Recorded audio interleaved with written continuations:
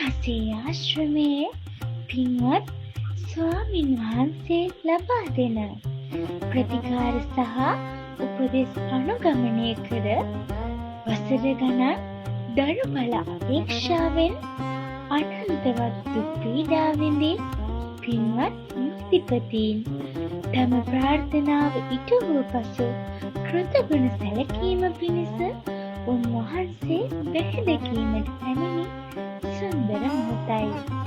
මේ වන විට උන්වහන්සේ විසින් පින්වන්ත ගර්භණී මාතාවන් සහ දරුබල ප්‍රමාද සැමට ආශිර්වාද වැඩසටහන් සිදු කිරීමට සෙනෙහසේ ආශ්‍රමය නම් පුණ්‍ය ආයතනය නිර්මාණය කරමින් සිටී.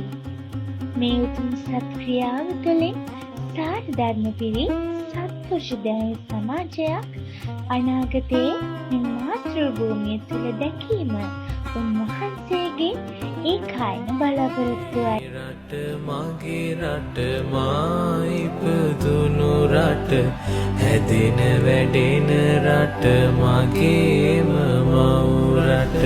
මේ රට මගේ රට මා ඉපදුණු රට හැදෙන වැඩෙන රට මගේම මව් රට.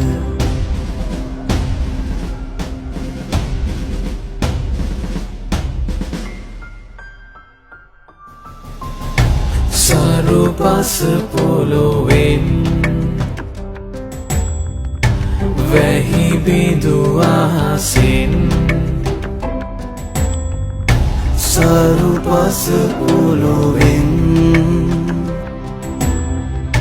වැහි බිඳු අහසින් මිනි කැට මුතු කැට මගේ සිරිලක ඇත. මේ රට මගේ රට මා ඉපදුණු රට හැදෙන වැඩෙන රට මගේම මව් රට.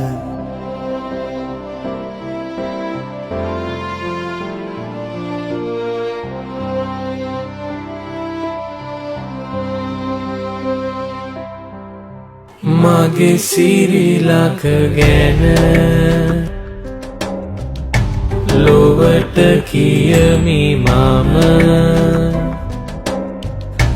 මගේ සිරිලක ගැන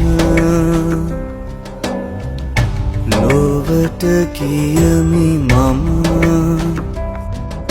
සුරපුරයක් වෙන ලොවේ මෙවැනි නැත. මේ රට මගේ රට මා ඉපදුණු රට හැදෙන වැඩෙන රට මගේම මව් රට.